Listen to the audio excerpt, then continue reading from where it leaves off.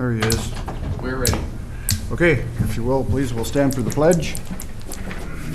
Pledge allegiance To the flag of the United States of America and to the republic for which it stands, one nation, under God, indivisible, with liberty and justice for all. Okay, good morning. Take a look at the agenda. Any additions today or changes, anybody? Or?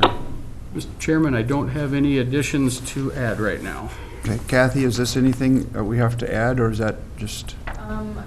Maybe just under your note that I'm going to present on the 2021 health insurance renewal. And yes, a hiring. Okay.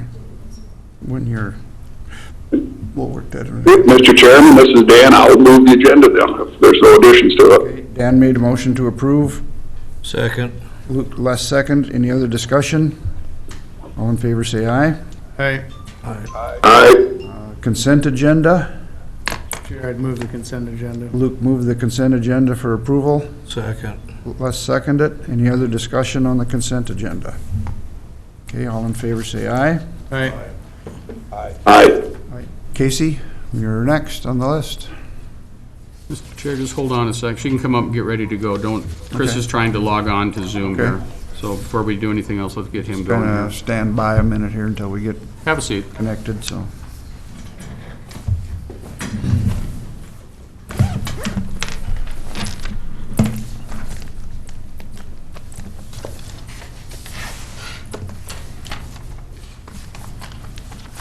Nine 046796. You weren't called to the McDonald's this morning, were you, for an act? There was something going on there when I came by. Looked like two vehicles got together somehow there. It's always something.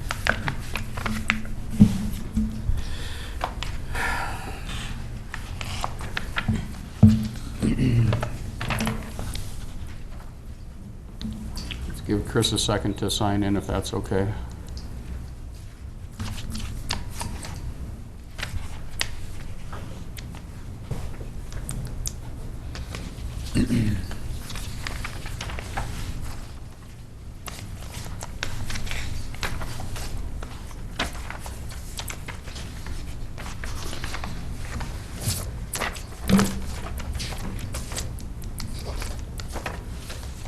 Dan, we're holding up a minute. Chris is trying to sign on Zoom.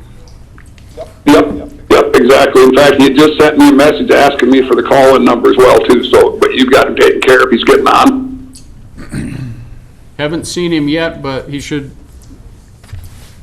show up pretty quickly. Okay, but you told him it's attached to the agenda is where you had it at, so maybe I had a hard time finding it first too.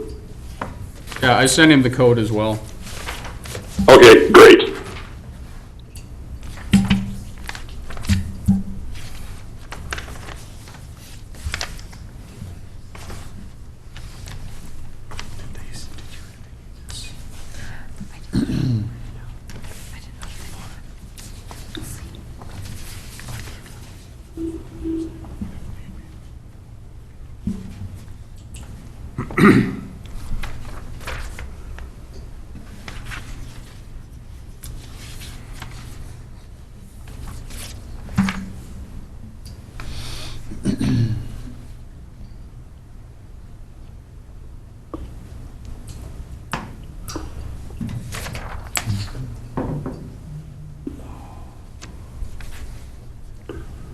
Well, that's why we're waiting. Did you let Tyler know that we had gotten that CARES Act question answered, that we're good to go? Tyler's here. He just came in the room, Dan, so I think he's. Okay, not good enough. I think he's okay with whatever the question was, but. What's that? Yep. So Tyler, if you want, you can just initial that for me and I can initial when I come in next time. That would be fine too. Okay, sounds good.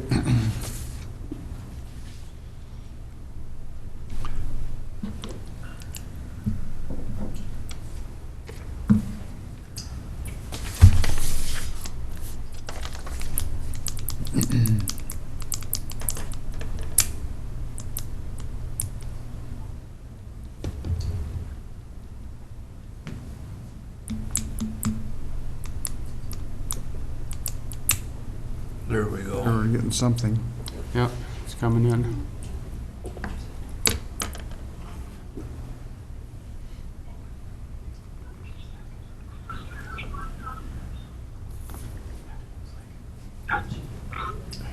Chris, are you there? Yes, I'm here. Good. Hello, Chris. We see your name. We don't see your video, but that's fine, as long as we got you. Okay, then we'll go ahead and have, Yes, I'm working on it. Okay. we'll have Casey present her ambulance information. Mark? Good morning. Right. Good morning, Mr. Chair morning. and Board. Thank you for having us. We come here this morning to request board action on purchasing a new 2020 chassis Ford F-150. It would be a Type 1, so it'd be a four-wheel drive ambulance to replace our current ambulance number 381, which is a 2001 Ford E450 Type 3 ambulance that has about 167,000 miles on it now. And of course, it's after the first year, that one will be 20 years old.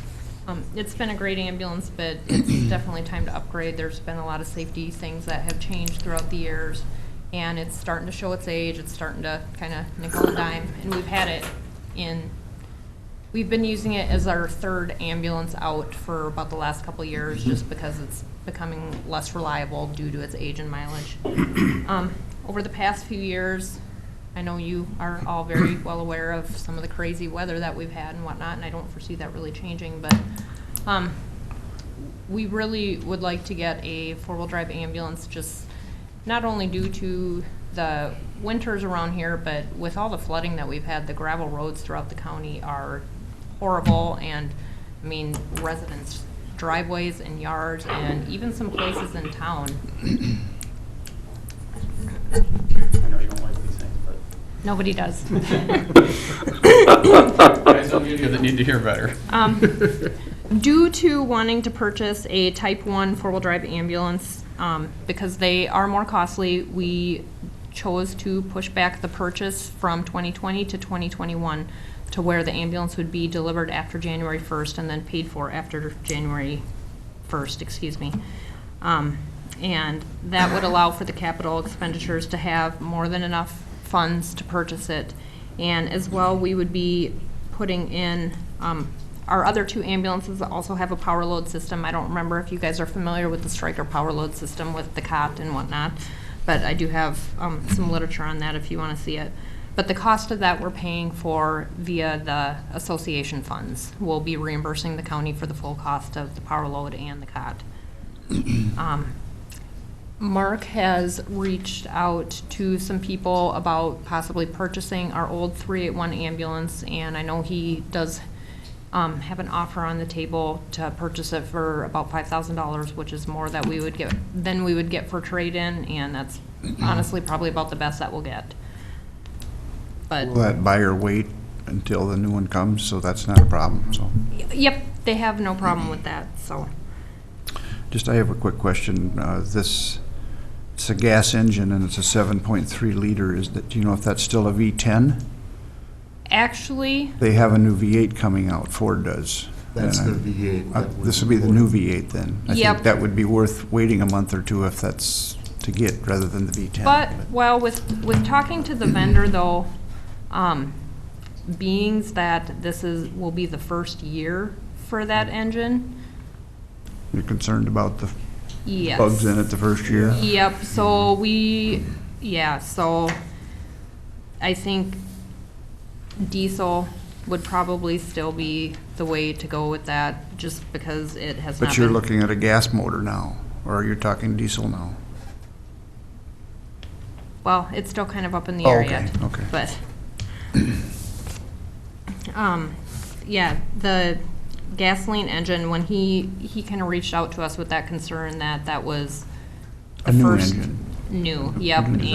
and especially being on an emergency vehicle and whatnot, he did not think I've that would. read a lot about that engine, and it's supposed to be a big improvement over the V10. But, yeah, time will tell.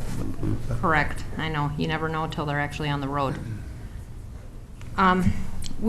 Mark did a lot of groundwork on this, in requesting different bids from a few different companies. And the bid that we were most impressed with, again, was Lifeline Ambulances, and that's where we've purchased basically every ambulance from since the mid-1980s, I believe. They're built in Sumner, Iowa, and a lot of the finished work is done in Monticello, and they've always been excellent to work with for anything that needs to be repaired on the ambulance, as well as we're very familiar with a lot of the people out of the factory, whether it's the parts people or the electrical people. I mean, we have their numbers and we know them by name, and we, can send them a text and a picture, and they'll get right back to us with what we need. So the service is you really can't beat it. And that bid also happened to be the kind of middle of the road bid.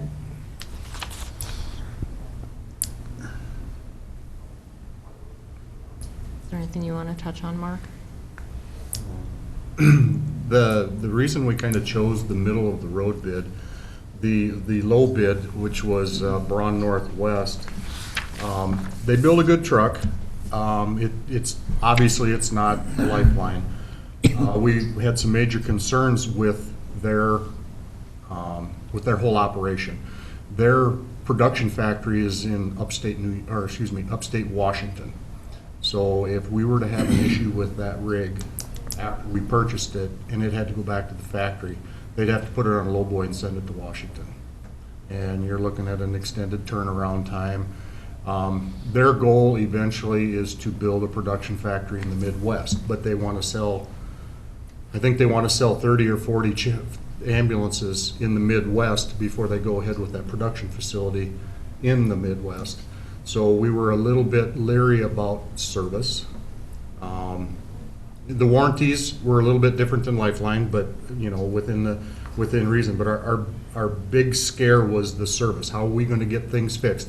The guy says everything is done to be fixed locally, but who do we get to do it?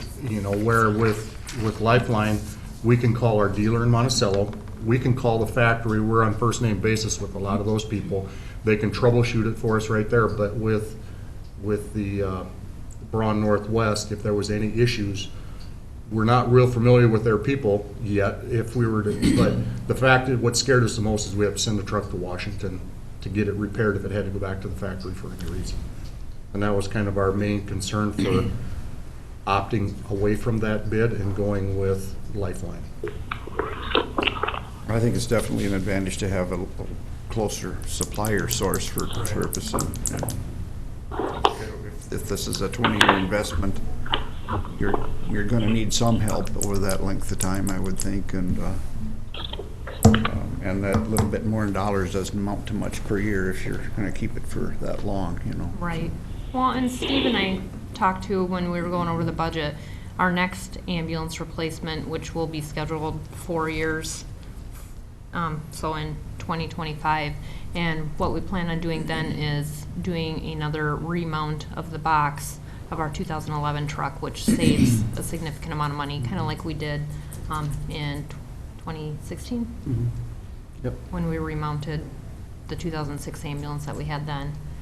And we've already gone over the capital expenditures budget for the next 4 or 5 years regarding that, and it really did save a lot of money. So, and again, we only would like one 4-wheel drive ambulance. We don't ever plan on replacing any of the other ones with 4-wheel drive ambulances. We plan on keeping those Type 3s as they are now. I see you've got bids for 2 F-450s and the Osages and F-550. Is there any major difference there? Or are they just The salesman just thought it was better for him to put a 550 when I requested a 450. So he did that upon himself, which ultimately is going to probably increase the bid slightly. But he was already high, so we kind of... The 450 you think is heavy sufficient enough for yes, what you're it is doing? sufficient Yes, for our needs absolutely. around here. Yeah. It looks like the warranty for the Lifeline is actually significantly better than either of the other choices, both in years and mileage. Yes, it is. We've been very, very pleased with them. Well, I certainly don't have a problem with it. It sounds like you know what you want and you're got all the specifications that you feel you need. I guess we'll have to take your recommendation on that. So sounds like you're recommending the Lifeline. Yes, sir. So we're looking at a full price of $236,465 for the Lifeline with the power load system? That is correct. Okay, and the plan is then that the association will reimburse the county once it's here for Yes. the cost of the power load system? Okay. Correct. So ultimately, the county will be paying $195,930 for it, correct? That's correct. Okay. It'll be over 2 years. Mr. Chair, I'd move. Mr. Chair, if I may, for Casey, Yes, sir. the existing unit that we're replacing, does that have a power load, a striker system? And now I know we put some in some of the rigs. It does not. The 2001 ambulance that we're getting rid of is the only one that does not. And it does have a striker cot, but it is too old. It would not be compatible with the system. Okay. Okay. The other question I have, and I fully support your thought process on the four-wheel drive, do you see any necessity to add a winch on the front of that rig as well, too? What do you guys think about it? Have you ever had instances where it would have been essential or not? I don't think so, no. I would think it would have tow hooks of some sort on Yeah. it, that Yes, if you it needed does. to pull something, you could hook onto it, but, If we get it stuck, it's gonna take a tow truck to come and get it. Whether we get buried in a snowbank or go through a boil on a gravel road, it's gonna take a heavy-duty tow truck to come and get us out. And a winch, I don't think is gonna do us okay, any beneficial factor, so. okay. Luke did make a motion, to approve the sale, the purchase. I would second. Les seconded. Okay. Any other discussion? It's a major investment, but it's a long-term thing, so. Okay, all in favor, say aye. Aye. Aye, opposed? Okay, motion passes. Any other discussion or questions, or? I don't think so unless Okay. any of you have any more questions. I don't think so. Thank you. Thank you This very will be much. around for, what, 15 years, probably, this truck, the new truck? Good long time. Yes. That's a long time. That it is. A lot of things change in 15 years. Thank you, guys. Okay, Thank you very much. and we have Tyler, can we go ahead a little early, Tyler? You're okay? Okay. I don't have anything that's time sensitive. Morning, everybody. Morning. Chris and Dan, I just sent you this, what I'm passing out right now, I just emailed it to you. Kyle, I Yes, I received it, thank you. Thank you. Kyle, I can send it to you after you're done with this if you want. So, what we're going to be discussing here today is kind of just giving you an update on the CARES Act since the grant application window ended last Friday. Kind of show you exactly where we're at, what all the applications we received, and also just the CARES Act funding in general. So the sheet that I just gave you, as you can see, we paid out 79 in for-profits and 18 nonprofits. We have 3 waiting to pay, 23 that were just approved by Les, Dan, and myself yesterday. 1 approved with questions, but we just got that question answered, so that one is included. And then 2 also had issues with, 1, they didn't have their first half taxes paid, another one I just couldn't get a hold of. But I got it, both of those have been resolved. So the total grants, we received 108 for-profit, 30 nonprofit. The total amount for the grant applications that you can see for the for-profit was $546,166, and nonprofit was $142,600. If you do remember correctly, we only approved $500,000 for for-profit grants, and we also approved $200,000 for nonprofit grants, and that's the fund remaining, the highlighted number there. So we're actually short on for-profit and a little long on nonprofit. So I guess today I was wanting to have the discussion if you guys want to shift those funds in order to approve all the for-profits that were approved with the additional funds that we already set aside. We just have to shift it from nonprofit to for-profit. So I guess the one request I had, if you guys so choose, would be to shift $46,166 of the nonprofit grants to the for-profit to be able to fund all the grants that were received and approved by the deadline. If you move that, how close would you be to just evening out with what would you have? If you see the funds remaining, we would have $11,234 That would left. kind of make it pretty close to being. Exactly, yeah, so actually, we would spend less than we guys initially approved, so. And what would happen to the 11,000? 11,000, that would just roll over into our funds in order to be able to spend however you guys wish. We can decide what else to do with it. Correct. Yep, and I just wanted to kind of cover that first before we get into the fund status. If you guys want to do that or not, it's kind of up to you. So, I just need board approval before I can actually do that. Mr. Chair, this is Dan. I'll go ahead and make that motion that we do approve that transfer of the funds from nonprofit to for-profit. We discussed this at quite length at our committee meetings, and it just makes good sense. So I will move that we approve this transfer.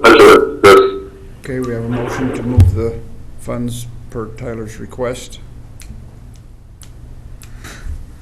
Did Chris second that? Okay, did you second, Chris? Yep. Okay, I didn't hear that. Okay, we have a motion and a second. Okay, any other discussion? Okay, all in favor say aye. Aye. Aye, opposed? Aye. Okay, motion passes. Perfect, so I'll get moving on, getting all those officially put together and paid out, hopefully this Friday, so that we're completely paid up with all of the grants. At that time, once again, all paid out, I'll give you guys a list of all the grants that we did pay out, so you have a full list. So I just wanted to wait until we have them all paid out first.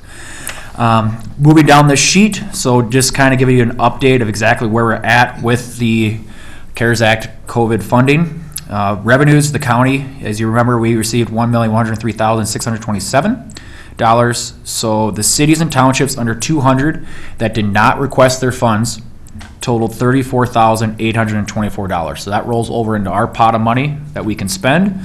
So the total revenues that we have currently is $1,138,451. Expenditures to date, the aids to schools totaling $150,000.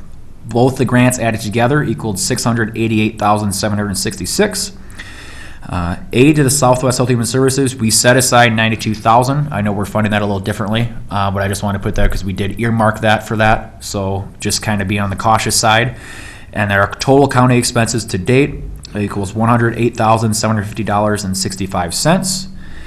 For total remaining funds that we have non-allocated that we can spend however we wish of $98,934.35. To the right there, I actually just kind of did a side calculation of what we actually have paid to Southwest Health Human Services.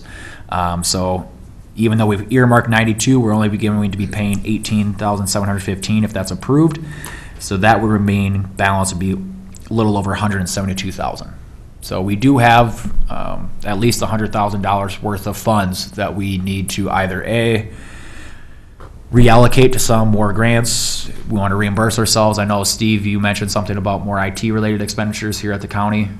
We do have those yet, and Those have not been paid. I don't know. I think we haven't been able to get a vendor to Correct. even give us a quote yet on what we need to do. It'd be for the video remodeling of this room to get the Zoom, the video panels and everything up yet.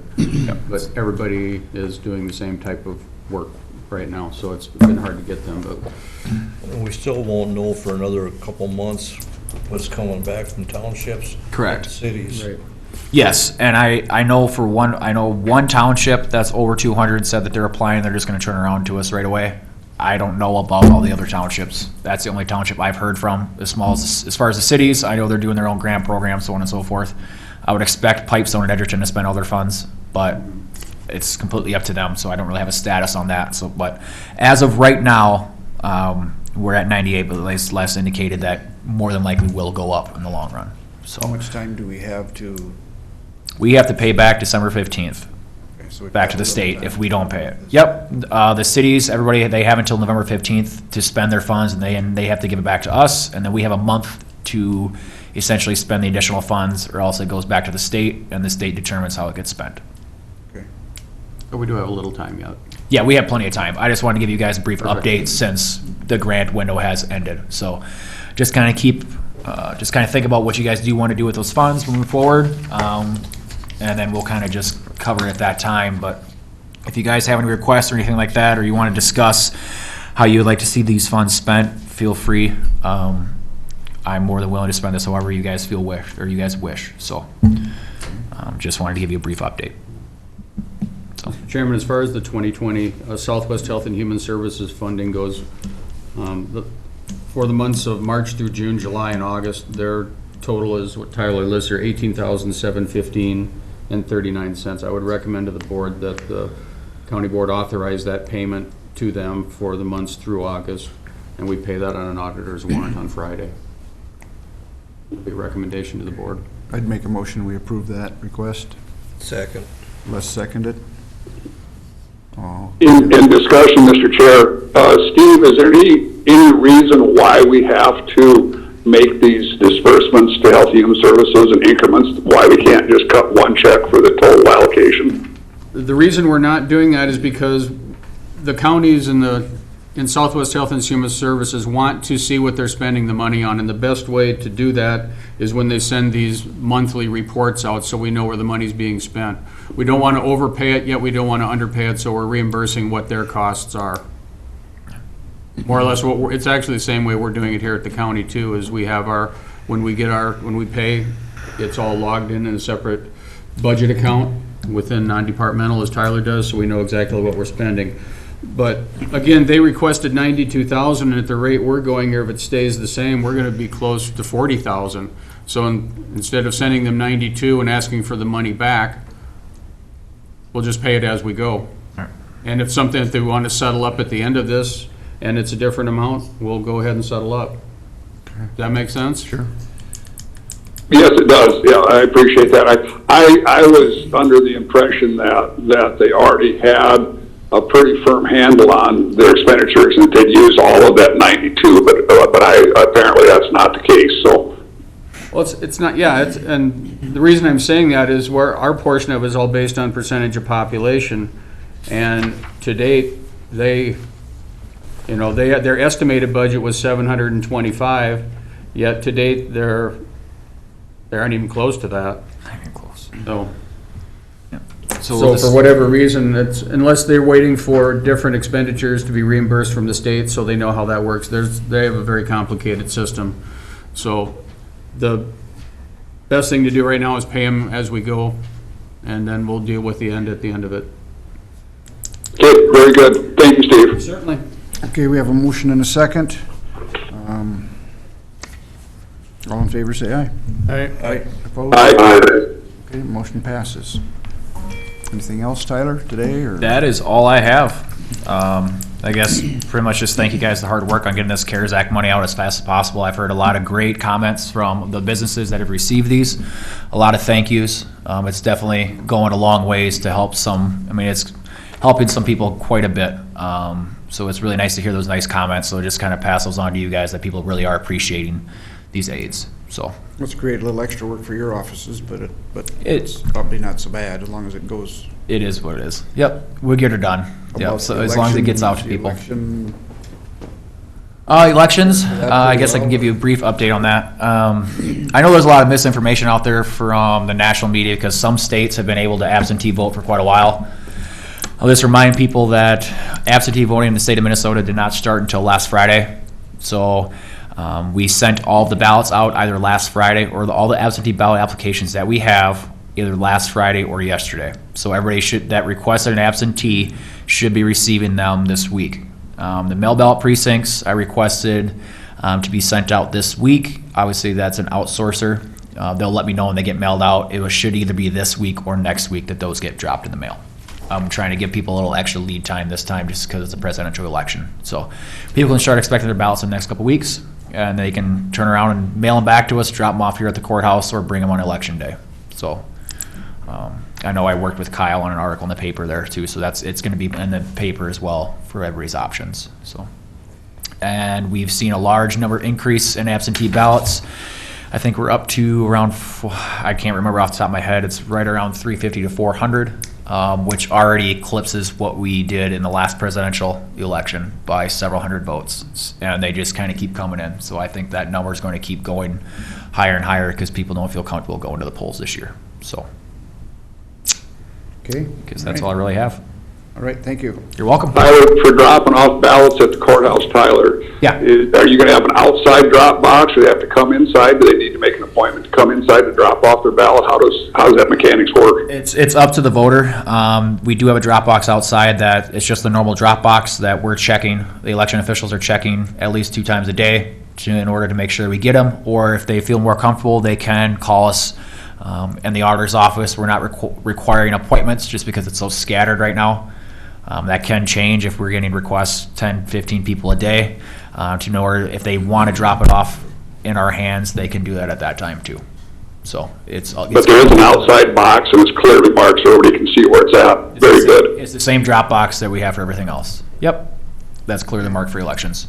Okay, thanks, Tyler. Yep. We have Kyle. We're a little bit ahead of schedule. Does that matter to you? Yeah, we should wait for Kyle to get here. He's here. He's here. Oh, there you are. Sorry, I didn't see you behind my monitor. Okay. Forgive You me. don't have anything time sensitive that we can just move you forward 15 minutes? I don't know if it's Okay. me or if it's John or if it's Steve. It's just Tag team it. street vote. You're on the agenda, Kyle, so I don't know if you want to come forward or It's all of us, yeah. John might just as well do whatever you want to do. John can come up. Thank you. Good, thank you.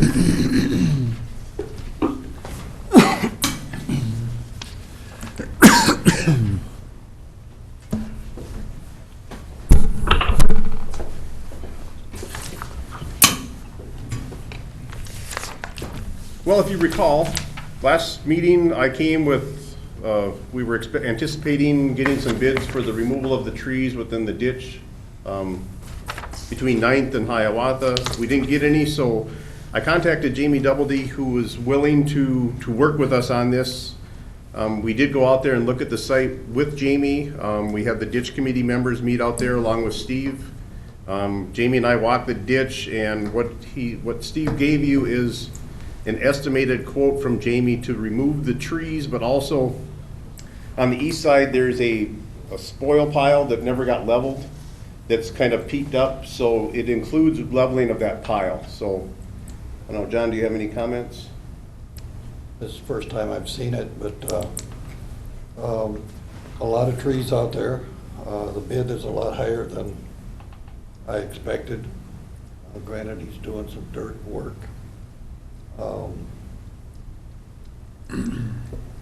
Gary Griebel and I are the only two that have seen this, so the rest of the committee has not seen it. It just came, this morning or Friday? This bid came in this morning in my inbox. I talked to Jamie late last night, and Okay. he just told me the number. I said I need something written down so I can give it to the board, so that's why it's wasn't in a packet. This bid is a lot higher than I think what the committee is going to, what we expected. The committee has always been of the opinion that the city should help us out on this thing. They're taking out their own trees.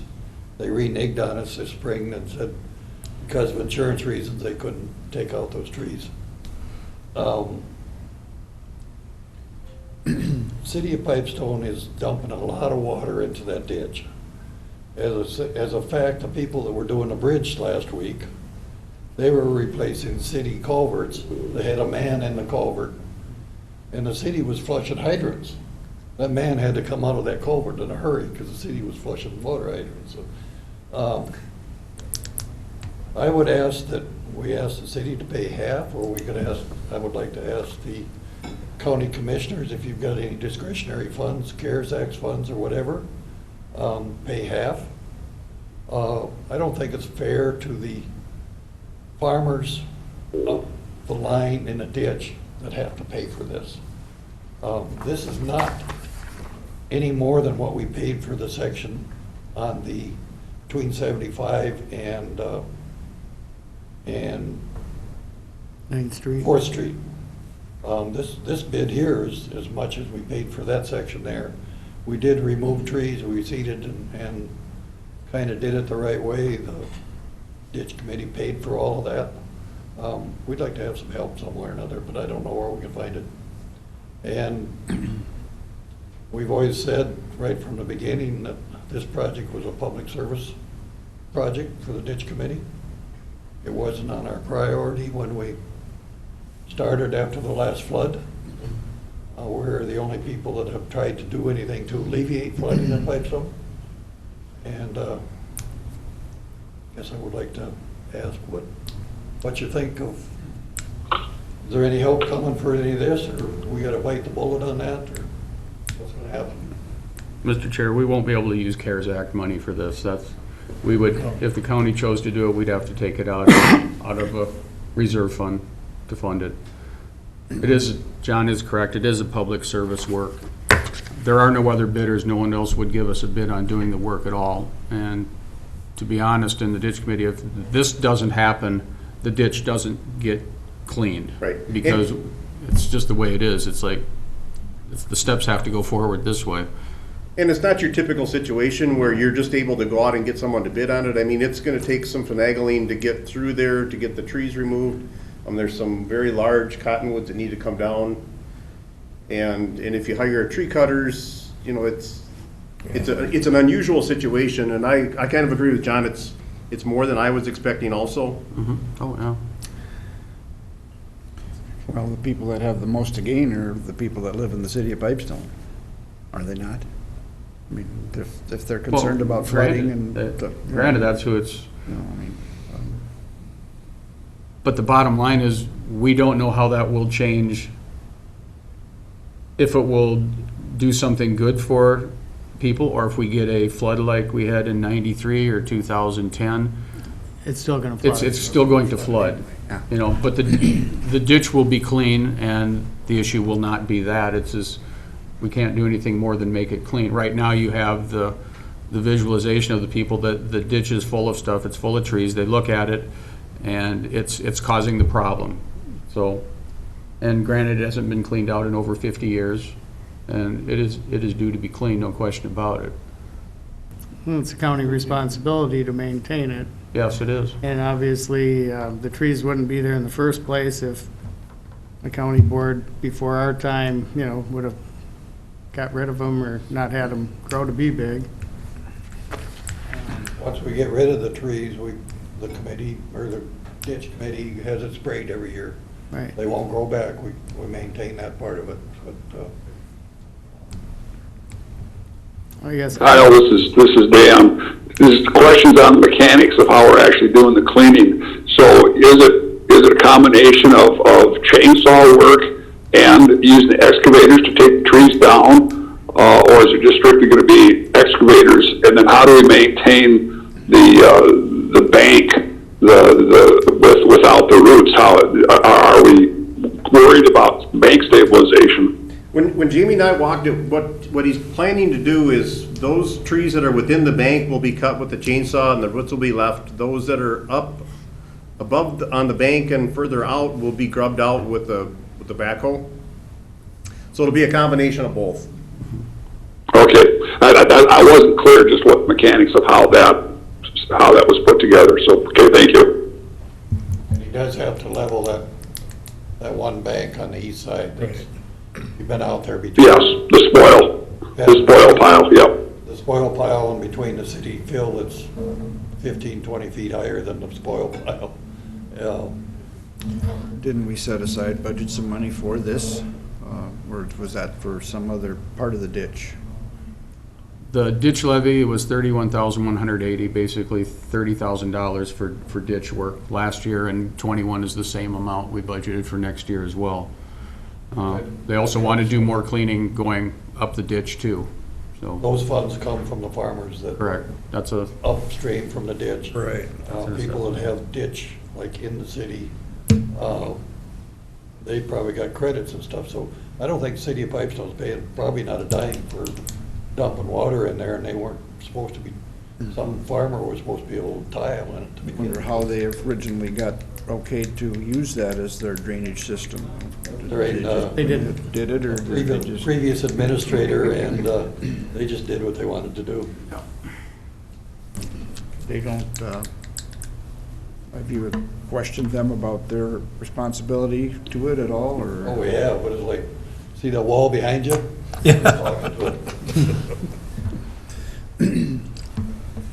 Kyle, another thought then again on the actual cleaning of it, because we were unsure of how it was going to actually be done between the combination of chainsaw work and excavator work. And I don't mean to compound your workload, but now that you've walked it with one of the contractors, and in fairness to Jamie Doubleday, he has to protect himself on a bid too because it's so ambiguous of what we're doing. Can you put together kind of a bid sheet, maybe with pictures or whatever you need to do, so it's a little bit more clear cut of what we're expecting, and maybe go back out and talk again to other excavators and see if there's other companies that can give us another bid on this as well too, because that this bid did come in so much higher than what you thought it was going to be. But again, we didn't know what the work expectation was. I think we've walked it with Jamie. I have a feeling his bid is probably an honest bid. We can try to. Oh, of course it is. People, but I don't think, there's a lot of trees and a lot of work that needs to be done on that section of the ditch in order to get at it with a long arm backhoe. So, I don't think you'll gain a whole lot trying to look for others other than you wait another year and you get another 100-year or 500-year flood and we talk about it again. But I would like to see it taken care of. Right. We've had a lot of issues Oh, with it. I agree completely. It needs to be done now, absolutely. You'll find a whole lot of contractors out there, they're all busy too. Right. Everybody's, and Jamie's willing to do it. He would get it done in October, I think. I think to move this along, I would make a motion that the county just pays for half of this tree removal out of reserve funds and lets the ditch committee pay the other half, and then they can move forward with the clean out as soon as possible. Since it is the county responsibility to maintain it. John, what do you think? Kind of what I've asked for. I don't hear a second. We'll see.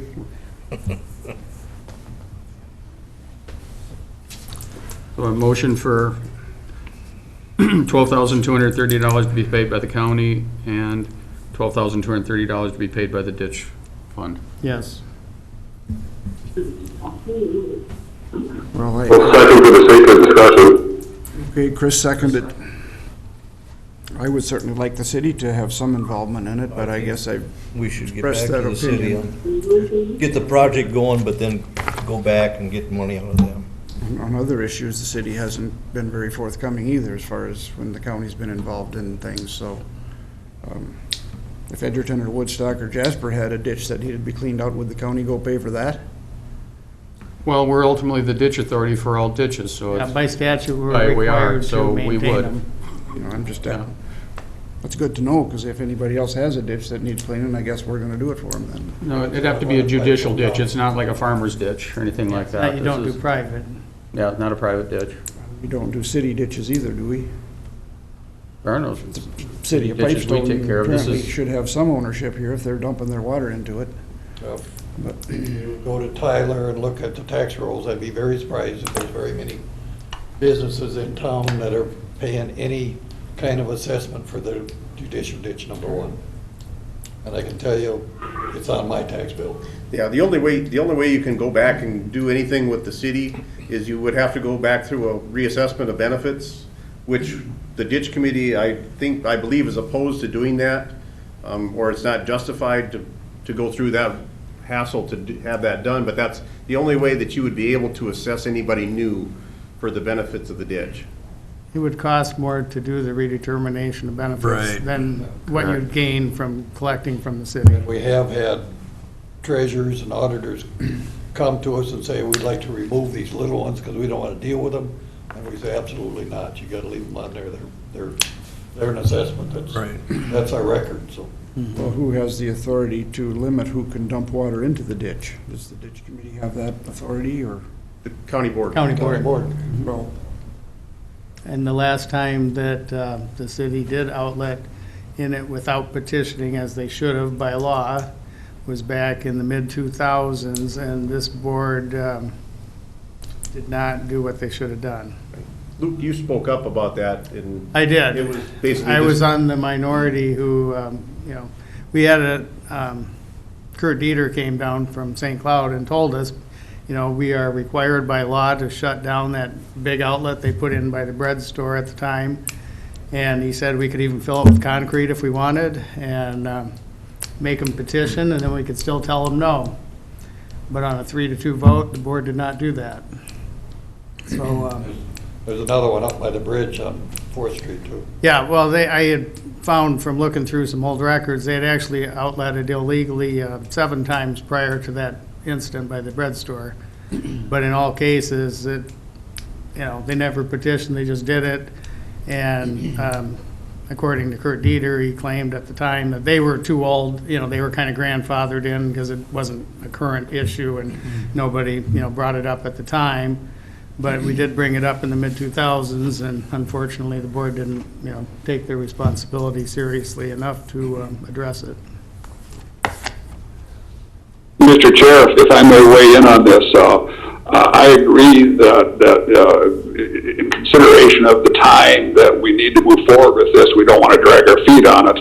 I also don't want to spend $12,000 of the county taxpayers' money to do this, but I also don't want to cause other problems by delaying. So I like Luke's motion to move forward with this, but I would also like to recoup, at least attempt to recoup part of our $12,000 back from the city. So I would recommend that we approve the motion to accept the bid, and if we have to eat that $12,000, we have to, but I would like to continue to try to get some of that money back from the city as well.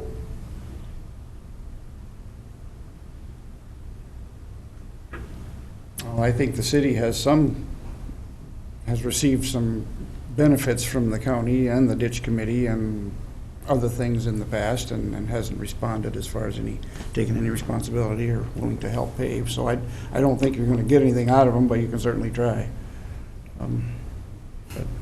Luke, could you restate your motion for me? I don't remember the exact wording of your Yeah, motion. I basically just stated that the county would pay half of the tree removal cost of $12,230 from county reserve funds, and that the ditch committee would pay the other half so that we could move the project along. Would you consider a friendly amendment that of that $12,000 that we pay, that we try to recoup some of that? Well, I don't have a problem with trying to recoup some of it, but I don't think it needs to be part of the motion. Because, you don't know the outcome, and it's not going to preclude the payment. I think we just have to make the payment, and, I'm all in favor of trying to get some of it back from the city. There's no guarantees that would happen. I think we're all trying to get this thing at least cleaned up this year yet before Right. winter comes, and which I totally agree with. I think we should be. We made a commitment to do it, and we should do it. Yep, get it done. And by statute, the county is required to maintain it. That's the bottom line. We have a motion and a second, so any other discussion? Okay, all in favor, say aye. Aye. Aye. Opposed? Okay, motion passes. Certainly, I don't know if we need to have someone write a little note or letter or something to Let the Jeff know. city and see if they will, We get half of our half done, we'd be well, they could happy. certainly help the landowners too, if that's something that they, of course, it sounds like you've already tried to go that direction, but. Jamie did mention he's able to do the work starting the week of October 5th. Give him time to get mobilized. It'll look a lot different. It's gonna look a lot nicer. Yeah, yeah. These people know we tried, even if we don't get it cleaned out, they should be. Well, if you do get a major flood, it's probably gonna flood anyway, but at least this is, it's gonna improve it, so. But still, we're gonna dump the water all in the national monument, so. At a ditch committee meeting a couple of weeks ago, I was halfway joking, but I looked at it. The other committee that's working actually needs to look at, if you made a shallow ditch, find out how deep the rock is, right east of Schultz's greenhouse, behind the Milwaukee Depot, the white depot out there. If you made an overflow ditch and left the berm up on it so water can't get out of it, say like about 4 feet down the bank, and I don't think there's very much property going across there, I think you could get an overflow ditch that would run flood water over to that gully between the greenhouse and the depot, and that would run off to the north and. North and west, or just to the north? North towards the monument, and there's already wetlands down there. So, Well, that's something the city should be looking into. well, some of this other committee should be looking at, but I think they decided that it was probably too expensive, but that would be somewhat of a Relief. And if you get back in the ditch and look back towards the depot, going through city parks, and there are not very many homes or anything that you gotta get through, so. They have 14-foot wide overflow. But you would You know, be, look at Sioux Falls and down on Louise. Yeah. They ran all that water and then they put all the businesses underneath it, underneath the berms. yeah. I maintain someday all those businesses are gonna flood too, but maybe not. Some of this water would be going onto the monument grounds though, and I think that might be the, Still goes the same Hold up place, and they there said that they because- wanted some wetland, yeah. wanted to do some wetland management. Well, you take some of their floodwaters out, it wouldn't go over their falls. but I think, and I'm not that Yeah, up it's on all not- that, but anything that affects the monument, I think you'll probably have a difficult time getting, I don't know, it would certainly be worth It exploring. doesn't go to the monument property, it's in the city of Pipestone. So, Your idea is a good one, John, because that could go on part of this RFP we're working on for ditch flooding options too, as another idea of where water could possibly go, be channeled. it's that committee's, it's nothing to do with the ditch, it's that committee's Right. to look at it, and the caveat would be is where's the rock ledge right next to the Underneath there. depot. Yeah. I mean, all the water is gonna go to the monument regardless. Right, You can't make it not Yeah. run downhill. and this would only take flood water, because you wouldn't put it deep enough to take normal water, it just takes the big rain to Excess. access some problems, and you'd still have the main water going over their falls, and, but it's nothing to do with the ditch committee, but you could take water out of the ditch and divert it if somebody else wanted to do it. Just, and I was halfway joking when I said it, and then I looked at it, and it might be not that far off, so, depending on how deep the rock is. All it takes is money. Yeah. Okay. All right, thank you. Thank you very Thank you.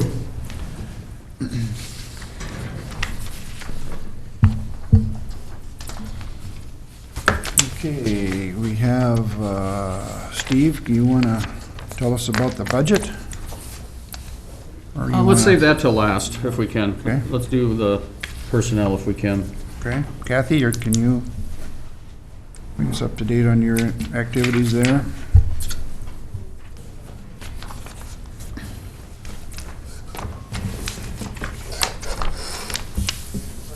Morning. So the first thing I wanted to present to the board today is the health insurance renewal and contribution recommendation.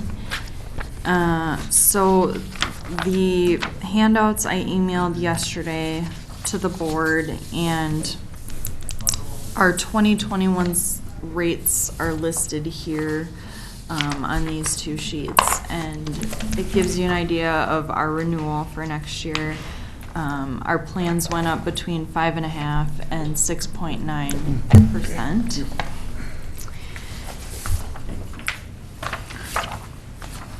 And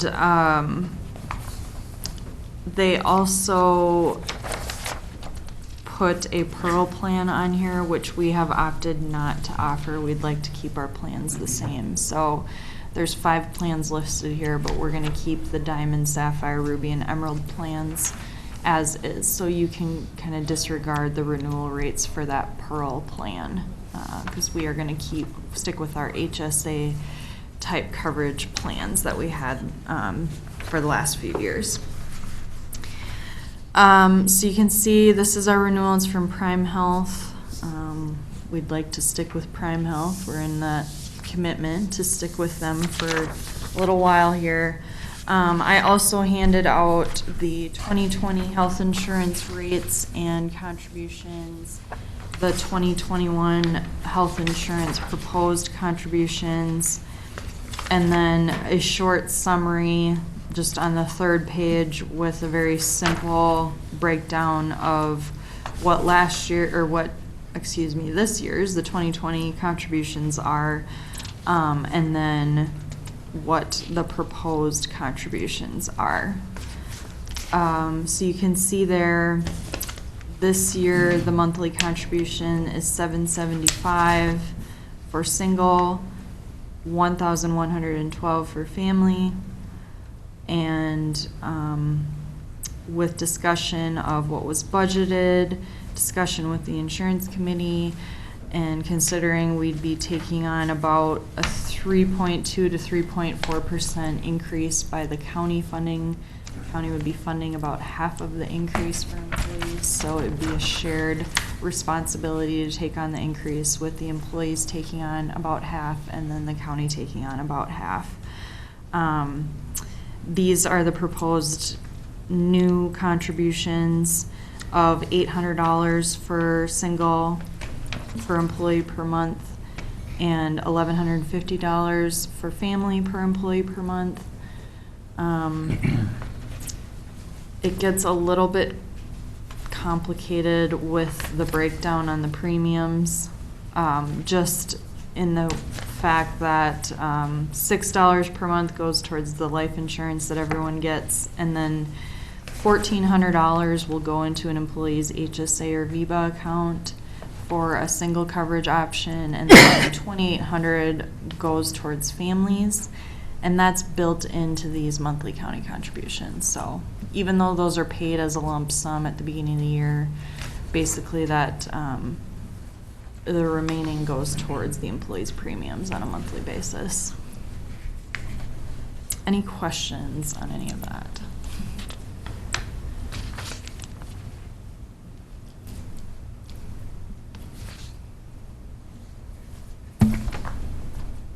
I don't think I have anything. You guys have any questions for Kathy? Chairman and board members, as far as the budget goes, the department heads budgeted for single coverage $798 for 21, and the proposed cost to the county is $800, so we're within $2 of that. For family coverage, the department heads were requested to budget, and that came in at $1,179, and we're at $1,150, so we went a little over on that. So we're just fine with this amount. With our proposed budget and levy, this is covered in there.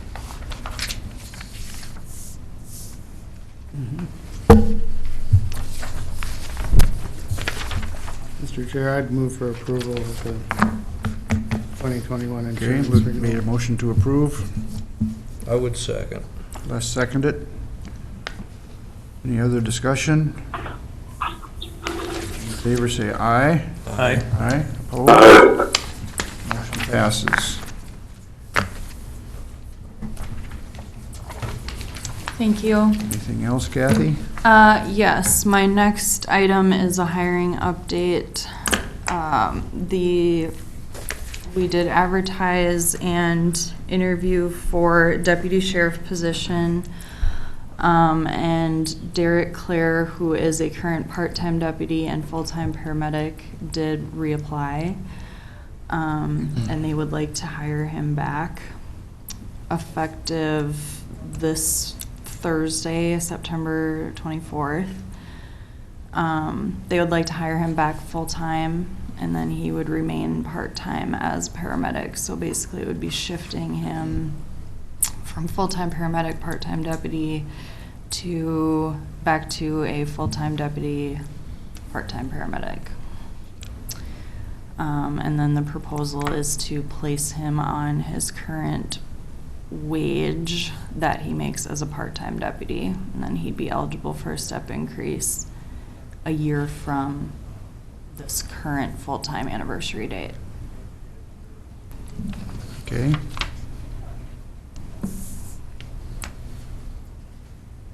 Anybody have any questions? or- Are you looking for action on this hire, or is that just your prerogative to go ahead and do I it, think Kathy? we're looking for a motion, aren't we? Yeah. Okay, I will move that we approve the hiring then of the deputy. Okay, Second, Chris. Chris seconded. Any other discussion? Okay, all in favor say aye. Aye. Aye, opposed? Aye. Okay, motion passes. Thank you. And so we plan to advertise for a full-time paramedic, and actually I think we might advertise for both a paramedic and EMT because it may be difficult to find a paramedic. And I guess we're just gonna kind of see what we get for applicants and go from there, as far as the hiring process to replace his paramedic position. Do we have any currently that are at that level that could apply internally, so to say? We do have one, I Yes, there is believe. one. But she's gainfully employed at the clinic. Oh. Yeah. So that's, you know, Right. I'm not saying who it is or anything like that, but yeah, there is out there. There are other also EMTs within the squad that may apply to, I would think too, but for a paramedic, I'm not gonna say what. Don't we have some program where we can help them get that education Yeah, also? absolutely. Yeah. Yeah. You know, and that might be an option for us too, trying to find an EMT who's willing to Get the take that additional training, on correct. to be, eventually become a paramedic, so. All right. Thanks, Thank Kathy. you. You want to take a 10-minute break, and then we'll Sure. have Steve bring his information, okay? That'll work. Good idea. Supply.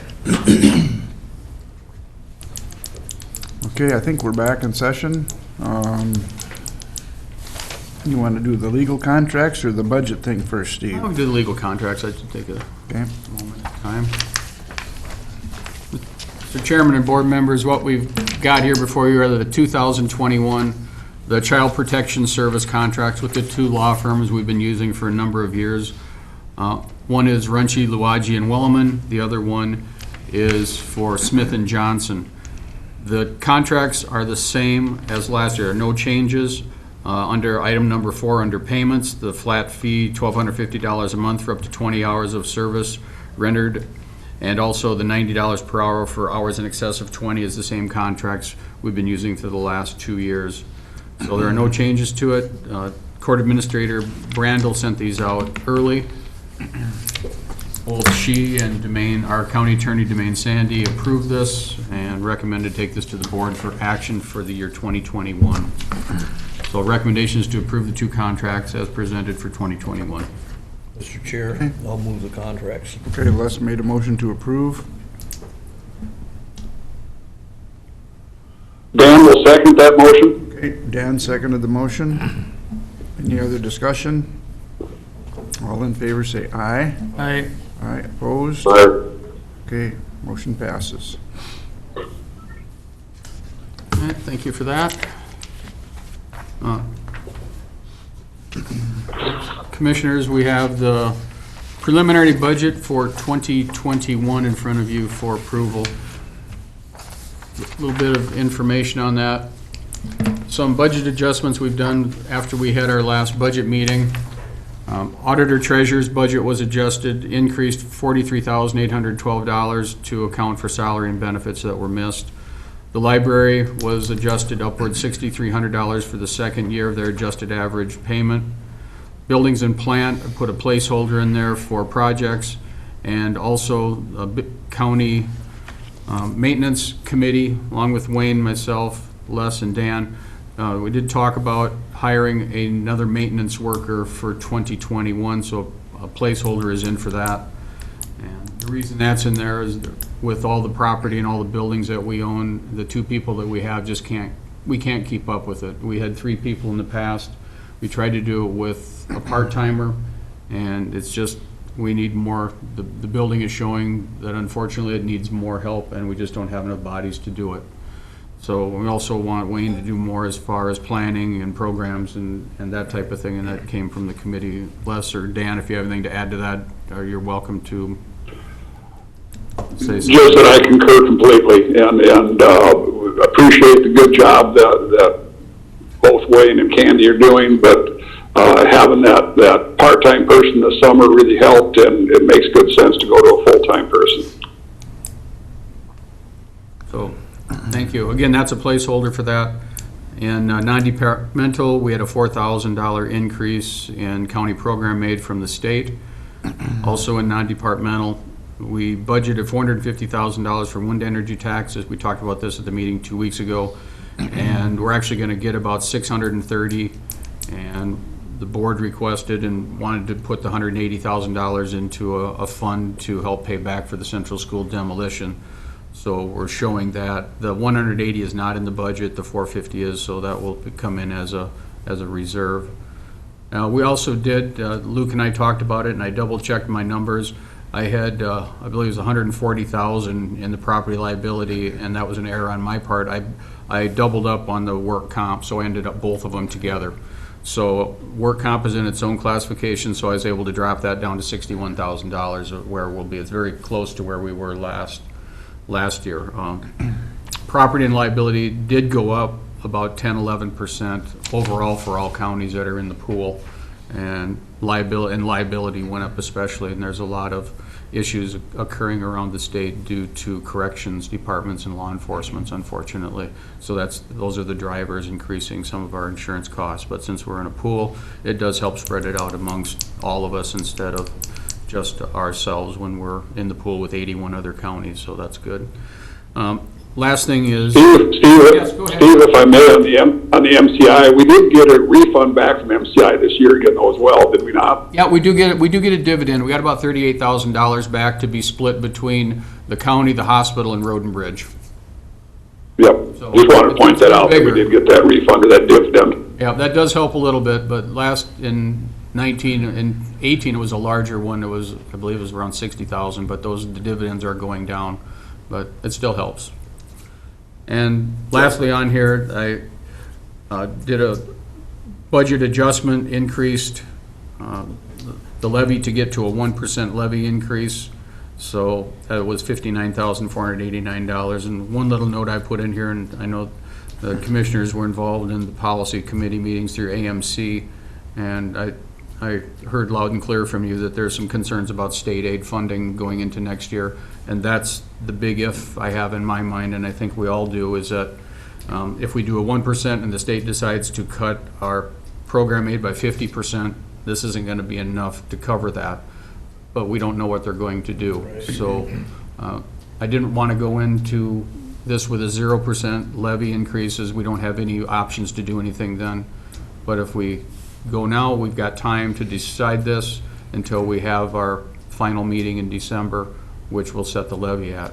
So if there were some concerns about that, I'm not against adding another 1% on there. That would add about another 74,000 and change to the levy to help protect us against a possible shift in program aids. That would be the only recommendation I would make if the board wanted to do that. It's just is in the back of, I think, all of our minds that something could happen with the way state funding is right now. I don't know what your thoughts are. We still have quite adequate reserves. Yes, we do. Too, so we're not, if something does come up that's a big budget buster for some reason, we're still in good shape to withstand a little help. But so I would be in favor of staying with the 1% at this point. That's just my feeling, but I don't know. That's fine. No, I agree with you, Bruce, and again, if that's what the reserve is for, if we have to fall back on that, so. If something major comes along that we can't work out with our budget, then we've got, ample reserves, I think, and we are being responsible, trying to pay back some of the school demo money. Right. At this point, so I think we should try to continue that, but who knows what the future will hold there. Yeah. For information, the city of Pipestone was talking 4.6% on their preliminary levy. I talked to Jeff yesterday. Well, Edgerton's at 42%. I saw that. Are they really? Yeah, they want to spend 24 million on infrastructure. Yeah. Are they good? Figure that out with 1,000 people living there and 30% of them aren't working. So you got the same thing as Pipestone's got, you know, they don't, I don't think they have any debt at the moment, but if they do, it's not a lot, but. It was about a $15 million project, I think it was. It's huge, but What are they thinking of doing? All the water and sewer underground new streets. Oh, okay. For the whole town, or? yeah. Pretty much, they got it all in stages, but so. Oh. But yeah, I'm okay with the 1% if that's kind of the consensus. I think that's a good place to Get a be. motion on that at this Yes, point? we do need a motion to accept Resolution 59-30-20, setting the 2021 preliminary levy at $7,321,388. That would be our net. I would make that a motion. Okay, Luke, or Les made the motion. Les? And second. Luke seconded it. Any other discussion? Okay, all in Just favor? in discussion, I would like to acknowledge all the hard work that both Steve and all of our department heads put into putting this budget together, and very much appreciate everybody being so conscientious about the taxpayers' dollars. Thank you for your hard work. Okay, all in favor, say aye. Aye. Aye? Aye. Okay, motion passes. All right. Lastly, along with this, we need to set our Truth in Taxation meeting date. I recommend Monday, December 7th, 7 PM. That does coincide with the city of Pipestone is at the same time. We ended up, same thing last year. There is nothing in statute that'll, forbids us from having two meetings on the same night. The only other option I would recommend possibly would be the following Monday, which would be the 14th, if there's an issue with that. In the past, we've had conferences around that same time, but there are no conferences this year, so.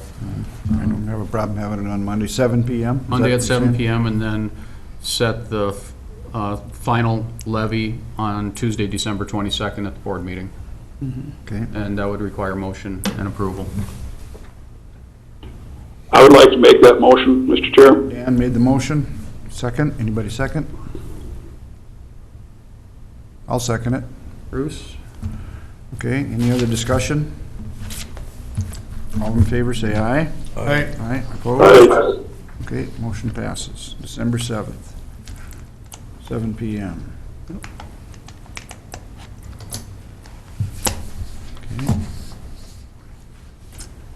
Anything else to come before the board? Moment, Nothing else, Mr. Chairman, at Okay. this point. Move for adjournment. made motion to adjourn. Second. Luke seconded it. All in favor, say aye. Aye. Aye, opposed? Aye. Okay, we're adjourned. Thank you. Thank you, everybody. Thank you. See you this afternoon. Yeah.